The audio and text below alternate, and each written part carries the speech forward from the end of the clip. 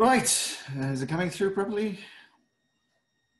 Cool stuff. So welcome everybody from the public that's joined us today.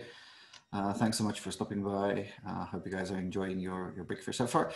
So today we'll be looking at leveling up your sci-fi marks. Obviously, some of the pieces that I will be discussing in here is also applicable to non-sci-fi marks. So without further ado, let's just hop straight into it. So what we'll cover today is visual library. We'll talk about shape. We'll talk about color, and then a few construction techniques as well, right at the end of it. So straight off the bat, let's get into it. There's quite a bit to cover today. So visual library. What is a visual library? Well, it's basically the designs, concepts, ideas, shapes, color usage, and everything that you are familiar with, something that you've seen in your life before. So it's somewhere in your head.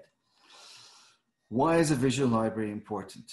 Well, it informs your decisions when you are designing your mock. So when you're thinking about shapes and layout and color usage and everything else, the things that you've seen before influences the decisions you make when you start off with a new one. So how do you expand your visual library? It's pretty simple. Start with concept art and a bunch of it. ArtStation is a pretty good place to start. It's a concept artist's job to come up with new and interesting and unique designs for sci-fi things. So sort of get professional help as a start. Some of my favorites that always get my creative juices flowing is Darren Bartley, aka Fight Punch. His Tribal series is phenomenal. I really enjoy it, and it always sparks new ideas as I go along. And then there's Ian McHugh. He's also got this very junker style to it, slapped together, unique shapes, unique colors. He worked on some of the concept art for Mortal Engines. So some of you steampunk guys might pop by there. And then most probably the undisputed king of vehicle design is Scott Robertson. The vehicles this guy comes up with is just incredible. And it's always a good starting point to get the juices flowing for it. Movies is also a really great way of expanding your visual library. But next time when you watch the movie, just don't watch the movie. Sit down and look at the design work that has gone into it, the different elements that go into it, the color usage, the sort of unified design that runs through everything. And then obviously games. Since a lot of this concept art makes its way into games, games are a really good way to experience these designs in their three-dimensional forms. But we don't always have time for games or want to sacrifice some of our Lego budget for console games. In that case, you can very easily hop onto YouTube and watch a couple of gameplay videos to get yourself familiar with how these things look and operate in three-dimensional space. And then the last one is reference images. This is a really important part of building mocks, and I can't stress this enough. If you plan on, let's say you want to build a sci-fi tank, for instance, or any tank for that matter, get a bunch of reference images of other tanks and keep them close by. Because we all know that the standard basic things that makes up a tank, it's a tread, the body, and the giant gun on the top. But there are, smaller, nuanced little details that really sell the final thing. There's the optical array at the top. There's those little climbing ladders on the side for the people to get up with. So all those tiny little things. And it's always good to have those reference images on hand so that when you are finalizing your mock, that you be sure to include all those tiny little details, because that's what sells it at the end of the day. Right, then moving on over to shape. Since we build, three-dimensional objects or tangible objects, shape is a huge part of what we do.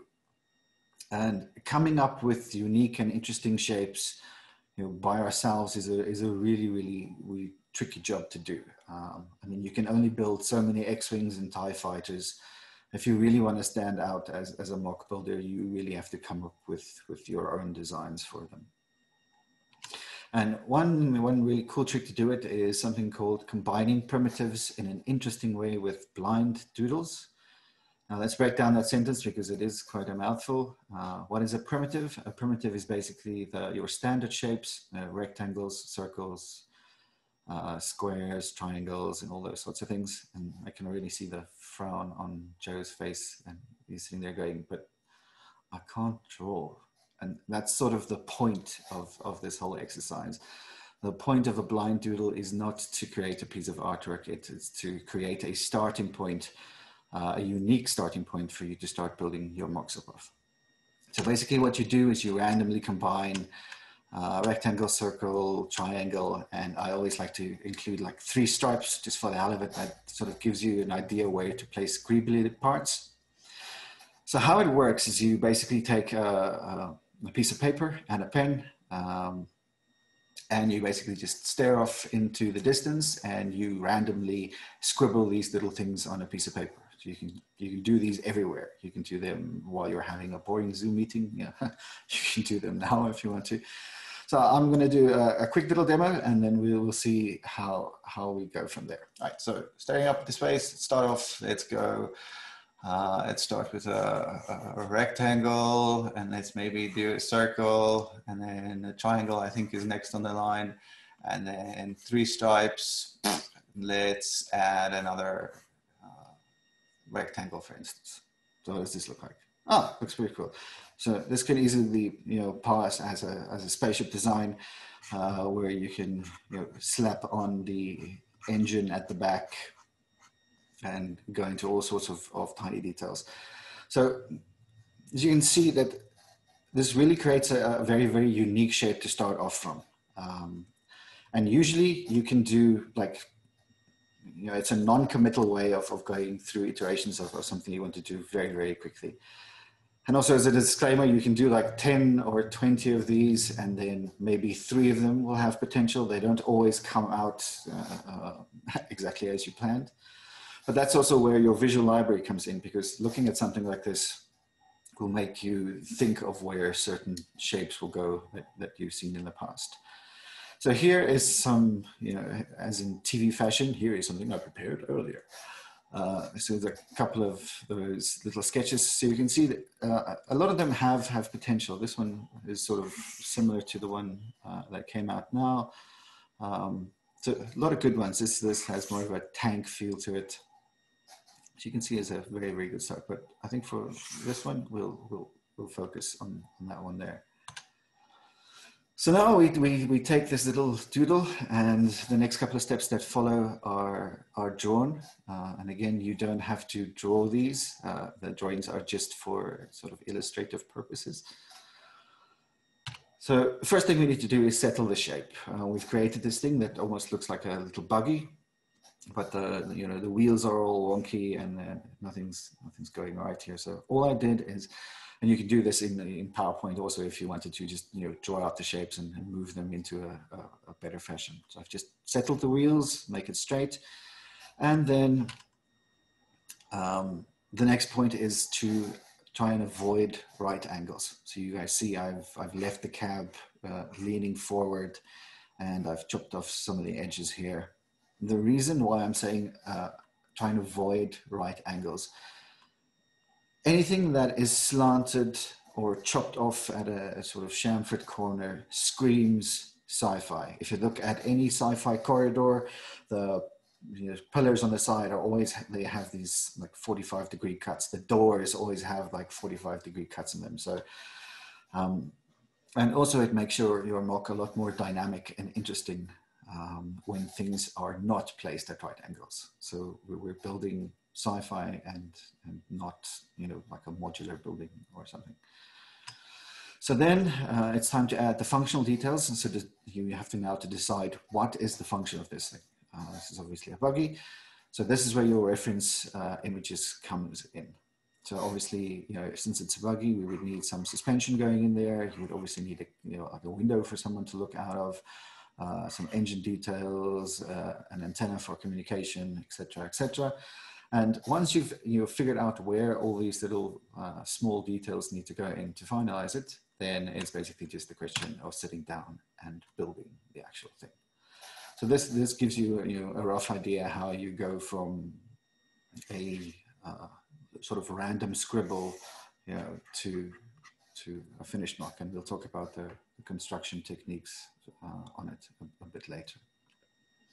And then unified design language. This is also something I really need to stress, is that plan your, especially if you're building like a big scene, like a base or something, make sure that the design language is the same for the vehicles as it is for everything else. Don't go and build like this little one here is quite, square and bulky. Don't then go and build the base all curvy, because then it sort of visually that indicates that it doesn't belong in the same setting. It doesn't belong to the same sort of species or race or people or whatever you might call it. So think of the bigger picture and repeat those design elements as far as you can. Next up, I'll be talking a bit about shape balance. This is also really, really important. So shape balance just basically means that you have 70% big shapes, 20% medium shapes, and 10% small shapes. What this does is it just overall, it gives you a very, very pleasing object to look at. And I've seen this many, many times with, like, I don't want to call them newbies, but let's say junior mockers, is where they've learned a greeble technique and then they plaster every square inch of it just with tons and tons of detail.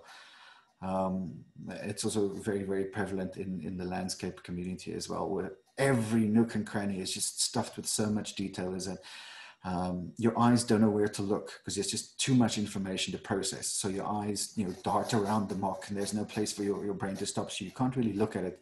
And then you move on to the next one because it's just too taxing.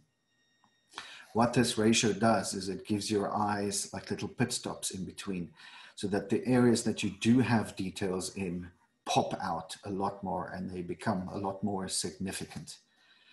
And it's just as a side note, when I say big shapes, I don't mean pieces. Like this whole piece here is one big shape. It's made up of different parts, but visually it's one big shape. And also, it doesn't have to be like accurately, but it's just more or less in that ballpark should give you a really good object to look at. It's just two more examples of sort of the same theory of shape distribution, where you have like big shapes, you've got medium shapes in there, and then some of the tinier ones in between. This one is a little more complicated because it relies on sort of visual perception of how big a shape is. But you've got the really big ones there at the top, the legs make up part of that, and then the medium shapes and the smaller ones. So you guys can see that by giving your eyes like little pit stops in between the detail areas, it makes for a much, much nicer mock to look at. And then the next one is try and interrupt your straight lines. Let's say if you're dealing like with spaceships or anything else, try and avoid a straight line as far as you can by either cutting into it. As you guys see, the corner here is again chopped off instead of being a square one. Whereas if that was a square one, you would just have this like weird castle wall.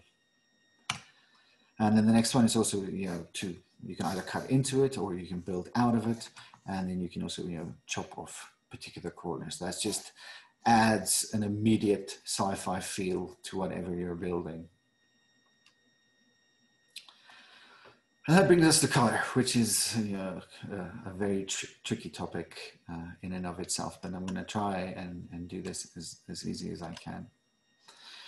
The first tip I can give on color is use the color mood to indicate the personality or the intent of what you're building. So let's say you're building a robot that needs to take care of children. You are not going to build it in red or black and red or any of those weird aggressive colors, because that's not what you want in a nanny robot, unless it's in some weird police state somewhere, or you dystopian sort of setup. But generally, you would use the color to portray the intent of what you're building. So in case of the nanny-bot, you would use like whites and a bit more muted tones. You can also look at children's toys then and borrow a bit from there.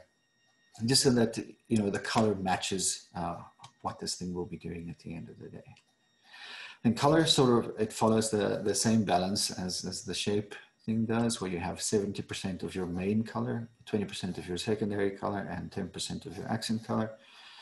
This does not equate to the shapes in the previous one. Your shape distribution and your color distribution are two separate things. Sometimes it does work if you use both methods together, but in general, they don't really match up. So using the color wheel, I'm sure most of you guys have seen a color wheel at some point online. What I've done here is I've tried to map the actual Lego colors as far as I could onto a color wheel. So how do we use this to create color schemes for our mocks that work? Well, the first one that we can use are opposites. So I've started here with my main color as white. Whites, grays, and blacks are neutrals. So you can pair them up with pretty much anything you like. So I started here with blue, and then I just went to directly the opposite color on it on the color wheel, and that gives you orange. That's basically the old Ice Planet color scheme. And instead of just using orange, they used trans neon orange, which is also an option. And for the next one, I started at red, and then I went across to its opposite and got green. And that's basically the octane color scheme from the city line. So it gives you an idea of where Lego also gets its color usage from. Next one is neighbors. Basically what that just says is those are colors that live next to each other on the color wheel. So here I've started at yellow, and then I just went over to lime, and then went over to green. And it doesn't have to be in this particular order as well. You could make this the primary, you know, that the secondary, and that the highlight color. And the same for the other scheme here. It's basically just colors that live next to each other on color wheel. The next one to use is triangles. Lego really likes using triangles for their color schemes. You know, the basic Lego, the old minifigure uses the primary triangle where you've got the blue, yellow, and the red as your main colors. And so here, the first example is I've used exactly that, but instead of using the primaries, I've just shifted the shade on it. So instead of using bright red, I've used the dark red. Instead of blue, I used medium blue, and instead I used yellow for the final example there.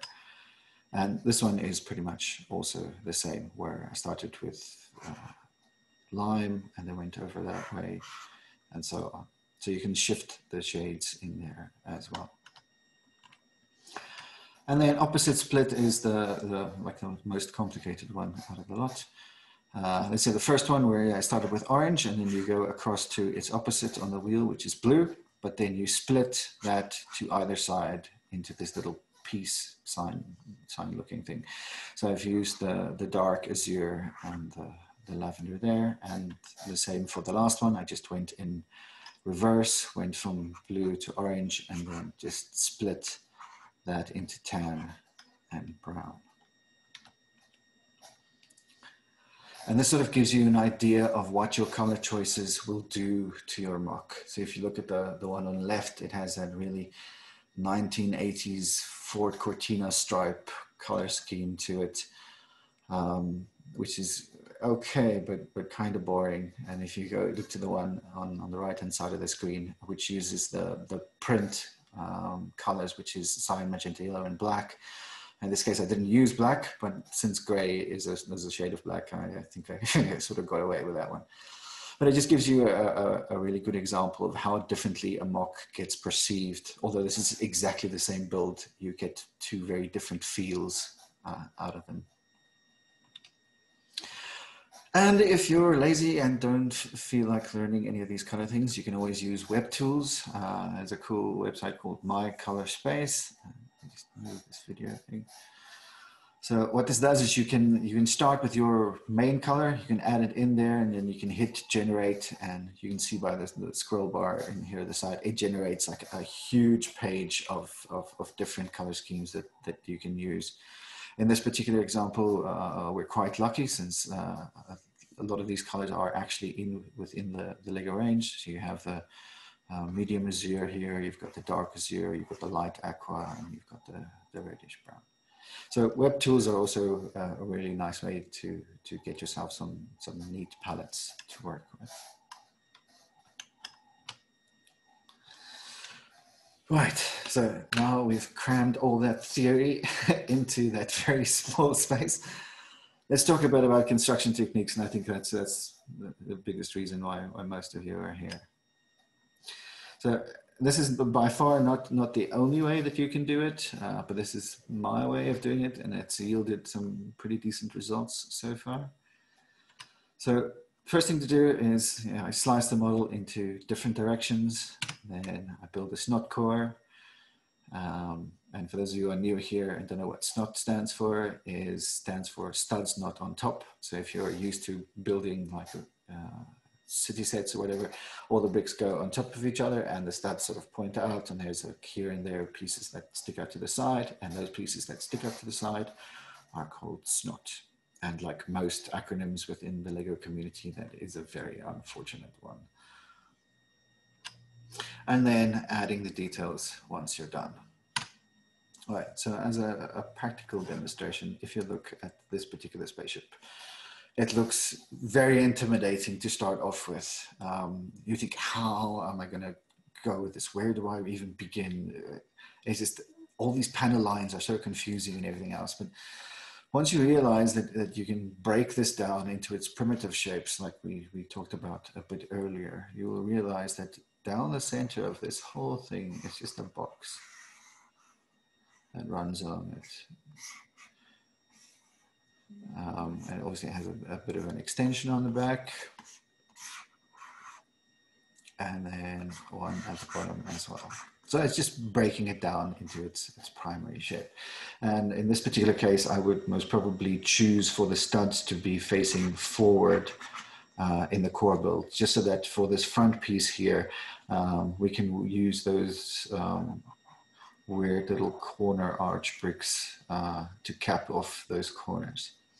But now obviously we've got all these things sticking out of it, so we would then need to make sure that we include spaces where we add, studs need to be here. We would need studs on the side, studs on the bottom, be studs up here to attach the other side of it.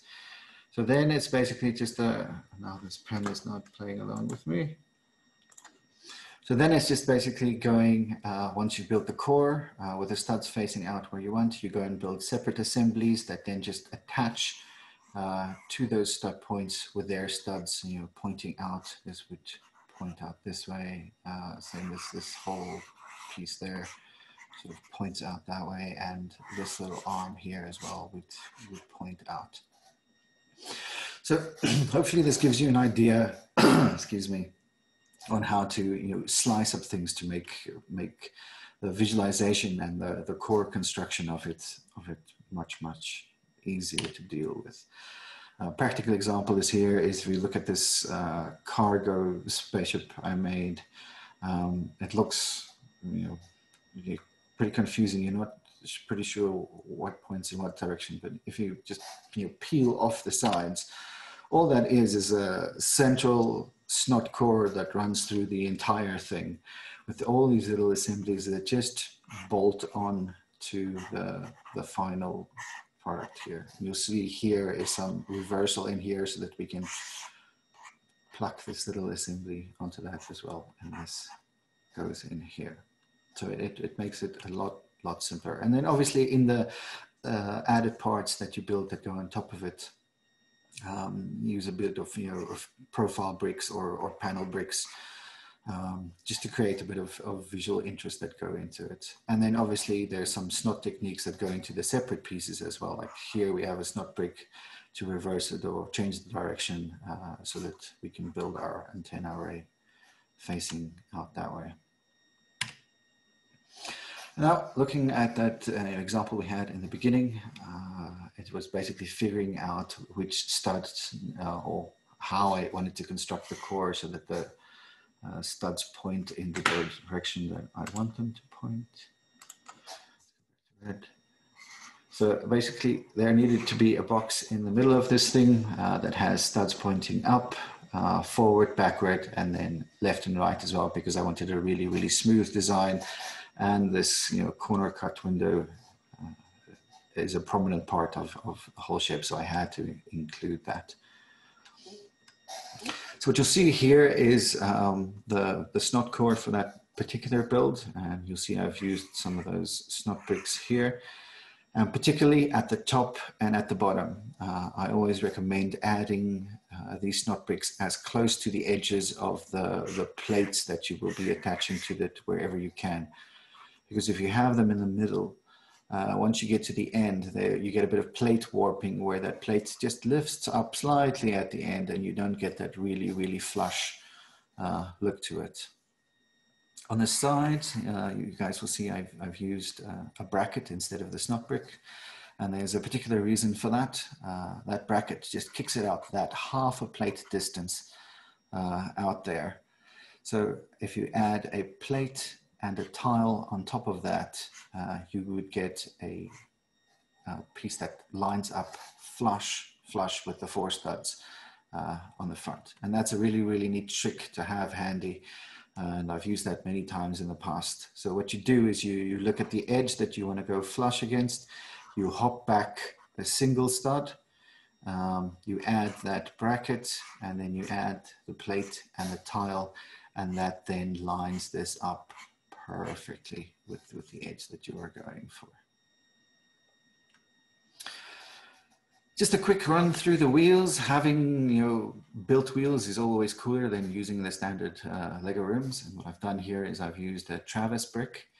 That's a brick with studs on all 4 of the sides and the top. So this cross assembly just goes into the middle of the tire. And since we won't be playing with the mock, you don't really need wheel roll on it. Yeah, it just needs to stand. So that works for me. So then that dish goes into there, and that goes into that little spiral thing, and that goes through there. And then obviously that tile just caps it off. Now what this is a trimmed rigid hose piece. It's trimmed to, I think, about 1.5 studs. I would really recommend getting your hands on a bunch of rigid hoses that you can use to trim down. They're made for trimming, so don't feel bad about cutting your Lego. But they really, really help in reversing. I see Fatty's got a bunch of them. They really, really help in reversing directions in a really, really small space. So they fit through Lego holes perfectly. They are also 3.2 mil as the bars are. So they really, really help. Those just get pounded on there, and this gives you a really, really unique wheel that just tops off your build very, very nicely. So if you look at the overall thing, you can see well, I hope you can see like the shape distribution where you have like the 70% big shapes and medium shapes and small shapes, as well as the color distribution.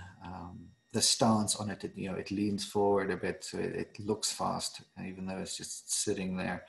And then, an interesting choice of pieces always makes it really, really good. It adds those final little details to it, like the butcher knives in the front here for the grill, and including a crowbar as part of the suspension. It just adds those tiny little things that you wouldn't necessarily expect. And it's those things that really, really sell it. Next example, we're looking at my Terminator HK. This follows the same basic principle where there is a snot core that was built that just hinges on the back tail. And basically all that is a Travis brick with 2 plates stacked on top of each other and another Travis brick. Now, those of you who've tried to stack snot bricks on top of each other, you would realize that you cannot attach a plate to the side of it. Those studs just do not line up. So the formula for that is snot brick, 2 plates, snot brick, 2 plates, and so you carry on and carry on, or a snot brick, 4 bricks, and then another snot brick. And I've got a snot ruler that I'll share with you a bit later on that makes it really, really easy just to line up these things. So the different panels for the HK, like this middle panel here, just bolts onto those top studs here. And same with the side panels, they go on here. And then the bottom one just, this bottom piece here just gets stuck onto the bottom. So if you look at the HK in its entirety, a lot of the stuff we discussed so far is very nicely summed up in this. You've got the shape distribution, you've got the avoiding right angles, because nothing in this HK is pretty much at 90 degrees. You've got the main body pointing up that way, you've got the tail pointing that way, you've got the V of the tail, you've got this little wing thing pointing that way, this points sort of towards us, the engines point upwards. Chopping the corner, as I said earlier, avoiding the straight lines. Instead of just making this whole thing as one line here, this corner is chopped off, and it really just, it adds that this is a sci-fi thing immediately to it. You can also see like the shape distribution where you have like the big shapes and the medium shapes and small shapes and so on and so forth. But, and then a lot of people go, oh, but it's so small, this wouldn't really work. It scales up, this particular method of building scales up really, really nicely. So I've gone and I've rebuilt the snot core for it using, going double size on it. So I've used that corner snot bricks here. As you can see, it's 2 plates again, snot brick, 2 plates, snot brick, 2 plates, and so on. The panels were built exactly the same as the smaller HK. So you can see you have like the main body shape almost immediately recognizable, except it is double the size that it was before. And you can obviously, you don't have to build a snot core just by itself. You can also include, like with that spaceship we talked about earlier, you can actually use that middle section as the core and use regular bricks to build the visible spaces in between the details. For some of the bigger spaceships, this is a really cool technique I like. It's called a hollow box core. And all you do is you build a hollow box with a couple of plates and brackets. As you see here, I've used that same technique as earlier, where I've picked the edge, I hopped back, a single stud, added the bracket, and then a plate. And in this instance, I added another plate because I wanted the studs to point outwards. And then here, I didn't include them at the top, just so that you guys could see the brackets, but these blue bricks in here are just to provide support for the brackets, because when you press on like the final end to it, all the details that go on top of this plate, so that this whole assembly, doesn't collapse in on itself. So to give you a practical example, and this thing here is my snot ruler.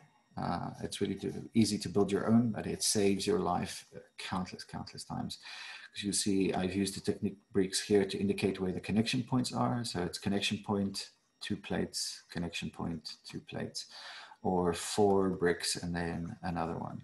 So you can build this as long as you want. It just makes decision making of where to place your snot connection points just so much simpler. So here I've left the technique bricks at the same spot, and those just connect or press into the studs that are already on the hollow box.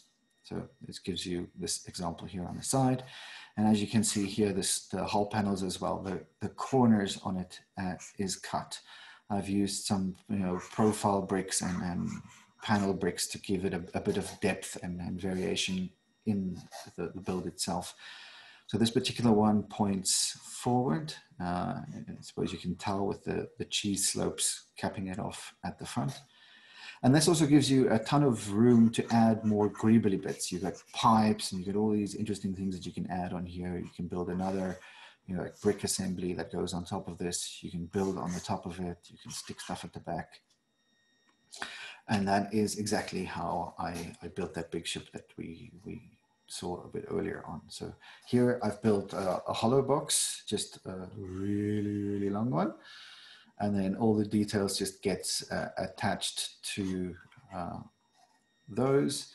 The hull panels are built exactly like I showed you in the previous one. They also point that way, obviously visible by the cheese slopes on the side again. And then the connection points, those two technique things in here, just press on there. And then there's another connection point hidden behind that, which connects there. There's another one hidden there, which connects here. And another one hidden in the back here that connects there. And this thing gives you your final spaceship at the end of the day. And it's really light too, because the core isn't built entirely out of bricks. It makes for a really light build. It's quite sturdy as well. Let's see if there's time a bit later on, and then I'll get it. Oh, well, we're at the end, so I might as well get it. All right, so just to wrap up a few things, sort of the whole idea around this, just to sum it up in a nutshell, is try and create interesting shapes. Please use that blind doodling technique. I know you guys, some of you are scared of making scribbles on a piece of paper, but do them quite often. Just at random places, just make a scribble with those different combinations, and you'll soon find that you get really, really interesting ideas that you can run with. Avoid right angles, as I said before. Try and put these things at strange angles. It just gives you so much dynamic in the shape and sets it apart from other builds. Choose the right colors. That's always a big one to do. Slice your mocks into different directions and build a snot core, and then you add the details. So that's pretty much it. Wait, let me get that.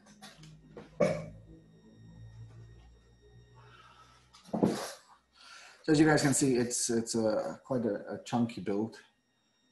It's nice and big, and it's pretty light as well.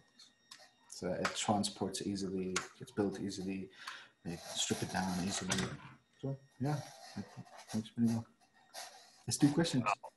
I think first question. Well, okay, not a question. There's actually no question. Sorry, Wayne, that was a really bad presentation. No one wants to know anything. I think it's a testament to just the absolute depth that you've covered in such a short time, and there's an overwhelming ask in the chats that people really want to get a recording of this, maybe played back in slow motion or in reverse, to see if they can see the secret reason for why it's so good. I've just realized something. I think I've been going about this totally wrong. And you've been watching me running around like a madman while you were presenting. And that's because I was stuck doing this. Okay, I was stuck saying, shit, I must do mocks. Sorry, I was stuck here saying, heck, I must do mocks. So I was trying to read like the Lego Ideas book. Okay, and it's great, but I think you've just saved me buying 20, 30 more of these books, and you've given some inspiration, some great tips in terms of what we need to do. And while you were talking, I was busy faffing on my wall here, and one of the things is I did also my little snot ruler quickly. Snot ruler. And suddenly it makes sense, right? I mean, you've made this so practical for us. I'm really not seeing any questions coming up, but I have a few more. You said that we are okay with cutting these, right? Yes. Talk to us a bit more about that. I've never thought that would be legal in Lego, but talk to me about that. What's that all about? Well, your Lego is your Lego. How you decide to massacre it is sort of your decision. But I mean, the flex hoses and the rigid hoses are meant for trimming. Yeah.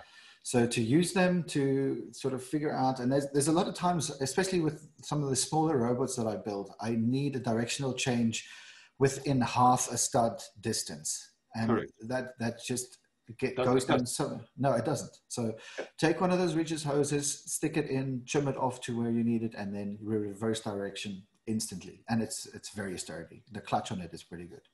Yeah. The other thing that you've also made me realize is I've got snots okay, and little like angly things, but I've always thought I had to use the same color, but I don't. I mean, because I'm hiding them the whole time. This is all part of box structure.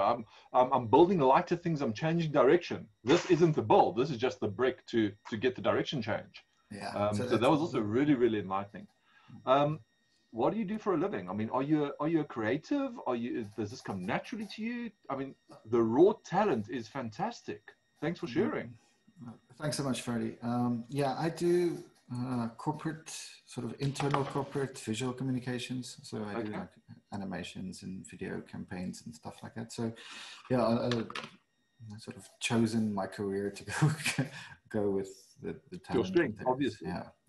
Yeah, absolutely. Now, I think if we look at the ability to take a little plastic brick and turn it into an absolutely mind-blowing creation, you've really given us some great tips in terms of color, in terms of the techniques, the use of blocks.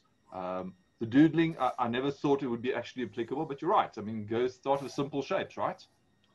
Yeah, those simple shapes also inform what how you're going to be using your Lego at the end of the day to construct those certain things.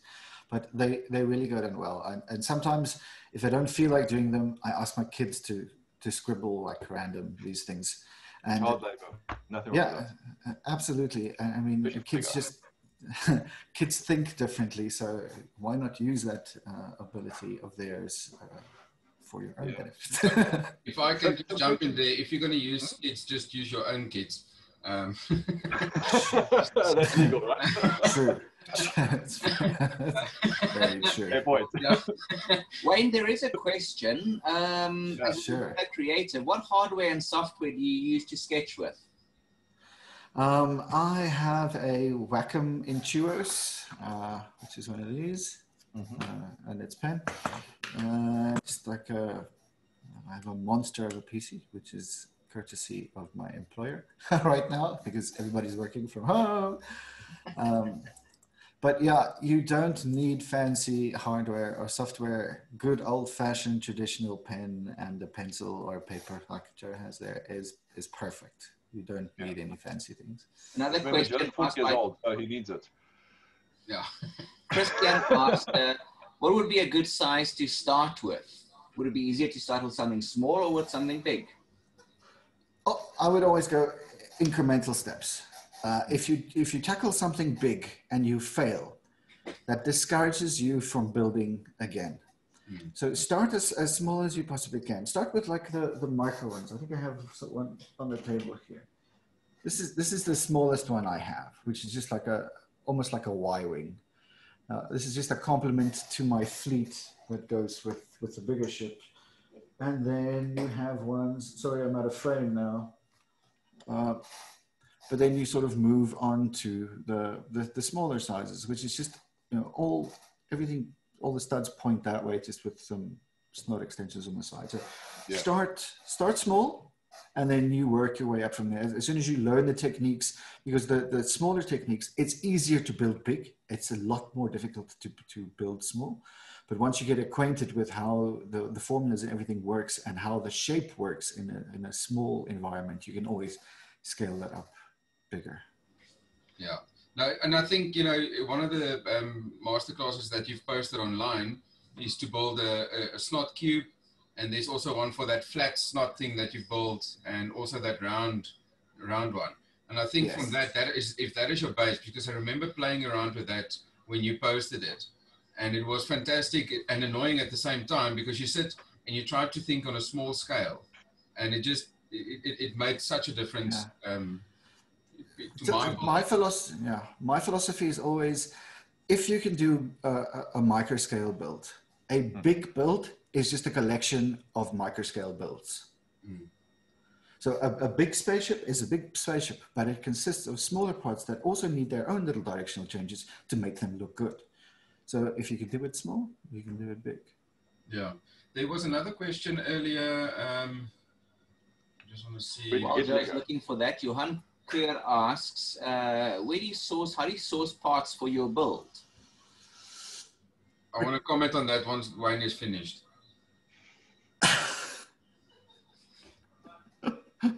All right, so Bricklink mostly. I hardly buy sets anymore. I have a specific things that I always look for, that I always stockpile and have them handy, like the snot bricks. So yeah, Bricklink basically. Okay. Yeah, I can't find that question, but it's happened to me on 2 occasions on Bricklink, where I've put items in my cart and I go to check out and it's gone. And then I contact the Bricklink owner and I say, like, where is it gone? And the same guy twice said, Wayne bought it. Twice. Wayne bought it. I'm sorry. And I think even the one time I delivered it to you at Santon, you were here for when we met up at the Lego store. I brought you back with the stuff that I was supposed to get. Oh, man. Wayne, so there's obviously various levels of people watching today. Some of us are adults, and we've got some kids who are as young as 11. Encouraging them to start practicing some of these, let's call them rules, that you've given over the last while. I mean, is there material that's available other than the website? Are there books you can recommend, or is it literally, you know what, follow your heart and build what you know? Look, all this is sort of brought in from my design history, and those are the basic design principles that I just applied to the mock building stuff. So there are, you know, different art resources and stuff available online that teaches these principles, but I don't know, maybe I should do a book. There we go. Good call. Even if it's an ebook, right? I mean, yeah. It seems like you're in that space. Do a book. Charge us $120 a pop and fund more Bricklink, more Bricklink. Exactly. Wayne, the last question. Sorry, Ferdi, to interrupt you. A last question from Christian says, do you sacrifice stability for design? 99% of the time. We are adults. We don't play with our own Lego. We build them so that other people can look at them. It just needs to hold. Sometimes my thing, you know, there's a thing that holds on sort of pure faith. But most of the time, if you build according to like the snot cords and everything, it's really, really stable. But we are not designing Lego sets that need to be played with by kids. They need to look good. So yeah, definitely I prefer displayability over playability.